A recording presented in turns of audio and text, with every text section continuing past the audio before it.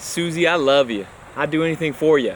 I'm just so happy to be spending time out here with you, enjoying the great outdoors. I love you too. I'm so glad you brought me out here with you.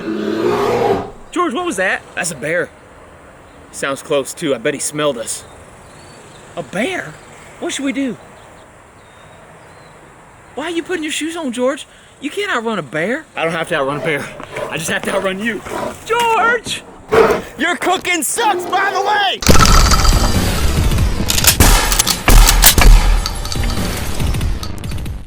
Welcome to Demolition Ranch. Glad to have you here. If this is your first time attending our service, please fill out the registration pamphlet below. We need your full name, your home address, your cell phone number, bank account, routing, and account number, also your login password, and the last 4 digits of your social. Just want to get to know our new members. I have 2 guns I'd like to show you here. Let's take a closer look. I've had these 2 for a while. Meredith has already seen them, so feel free to tell her. We've already fought and got over these 2. So let's start here. This is a 1911. It's a kind of a low-level 1911. Nothing fancy. Chambered in 45 ACP, single stack 8-round magazine. It's not a super expensive, nice one. It's just your basic 1911. This gun is very different. This is a Desert Eagle, chambered in 357 Magnum. So it's their smaller version of Desert Eagle. I made a video about this a while back. The video's awesome, you should check it out. I'll link it below. This gun is awesome. They've hollowed out everything they could to make this thing as light as possible. It's ported. It has lighter metals that make up the gun. And it's chambered in 357 Magnum, which is a big caliber, but in a large gun like this, especially with a compensated barrel, it's super manageable. 357 is a great caliber. The problem is this is still a very large gun. You can see the difference here. The 1911 is a lot thinner. It's a small amount shorter as well. The Desert Eagle is just an all-around bigger gun. Like for instance, the 1911 is small enough that you can conceal carry a 1911. Conceal carrying a Desert Eagle, while possible, it's just not really, it's not really practical. But if you took these guns and you mix them together, you could have a 357 Magnum semi-auto pistol that you could conceal carry. Coonan 357 Magnum. Desert Eagle 357, 45 ACP 1911 magazine. And then the Coonan 357. You can see it's a lot bigger than this one. It's actually thinner though, even though it takes the same round, it's thinner than Desert Eagle. And that's because the Coonan is not actually hardly bigger than a regular 1911 at all. You can see they are basically the same size. They are the same width. The only real difference is the grip. The Coonan has a little bit longer grip to make room for that larger bullet. Compared to Desert Eagle, you can see that the Coonan is skinnier. The weight on them is probably about the same, even though this one is way bulkier. They've trimmed it down, the metals are lighter, but this one is just so much more bulky. This one, you can conceal carry. Semi-auto 357 Magnum that you can potentially conceal carry. You can put it in a regular holster and carry it around, and it's not giant and bulky. So if the Coonan, chambered in 357 Magnum, and a regular 1911, chambered in 45 ACP, are about the same external dimensions, it just comes down to which caliber you like more, which one you want to carry. So let's compare calibers. So this is a 45 ACP, this is a 357 Magnum. You can see the 45 ACP is a shorter cartridge, but it's bigger around, has a bigger diameter bullet. 45 bullet is almost twice as big as the 357 Magnum bullet. But the 357 Magnum is going almost twice as fast as the 45 ACP bullet. And because it's faster, when you look at the numbers, the 357 Magnum actually delivers more energy downrange, more stopping power, more knockdown power than the heavier yet slower 45 ACP bullet. This one has the old school style slide release. The problem with it is when you have a normal grip on here and a normal sized hand, you can't reach it. You have to shift your grip over to get to that slide release. The Coonan, however, has an extended slide release, so I can hit it easily without having to rotate my grip around. So none of that fancy stuff matters if it doesn't shoot.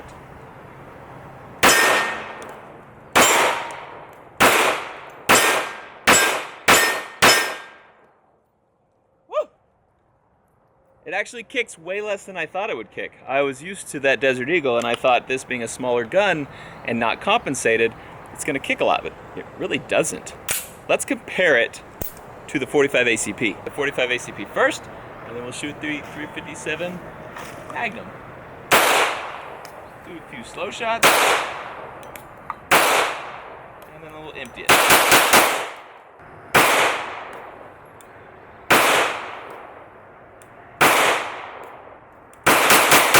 Ooh, that fireball, yes!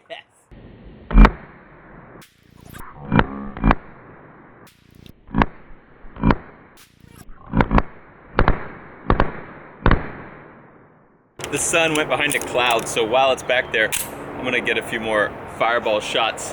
Let's do it this way on the GoPro. So we can get squared up here. Woo-hoo!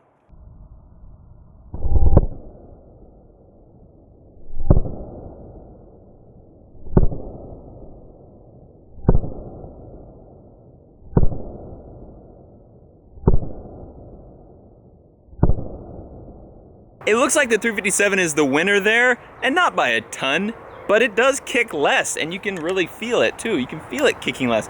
Let's go ahead now and shoot it head to head with the Desert Eagle. This thing is ported. That compensator definitely helps. We'll do the Coonan first again.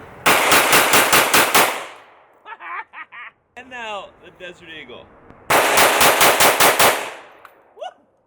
Oh, I love it.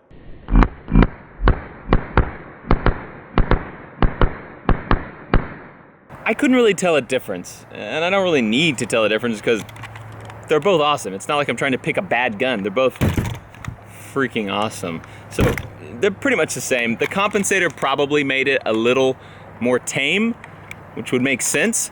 They actually do make a compensated version of the Coonan too though, which would be pretty cool to try that out as well. But we didn't come here just to see how much a 357 Magnum kicks my hand. We came to see how much it kicks downrange. We're gonna do 45 ACP first. I'm gonna shoot the water jug on the right in the middle. Okay, so what you'll notice is it splashed, but it wasn't crazy. I have a feeling that the faster velocity out of 357 Magnum will make a much bigger splash. Yep, and I got wet on that one. All this water came from the 357 Magnum. That will show you how that extra velocity puts a lot more energy downrange.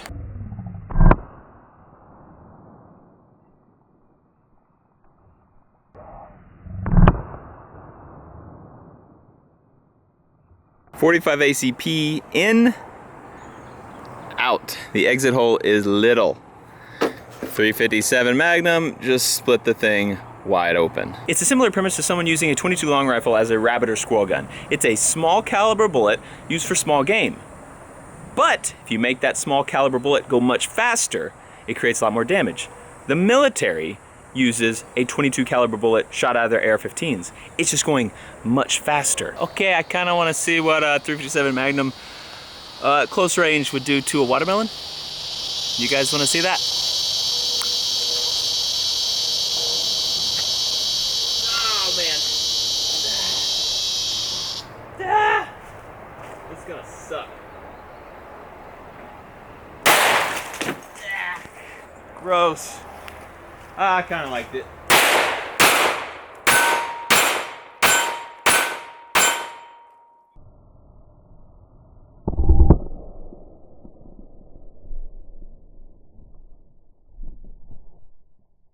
So the question is, Matt, do you like it? Does a fat kid like cake? Yeah! I feel like that might have been a little cryptic. Fat kids actually love cake. Thanks for watching Demolition Ranch. I love you, and I'll see you next time. Contact. That's a great idea. What about the quad hawk?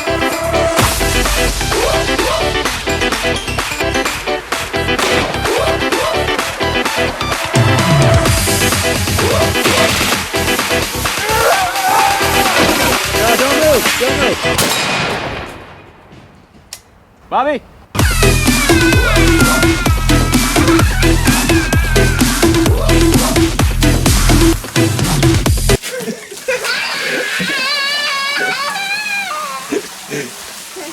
I'm a doctor. Ish.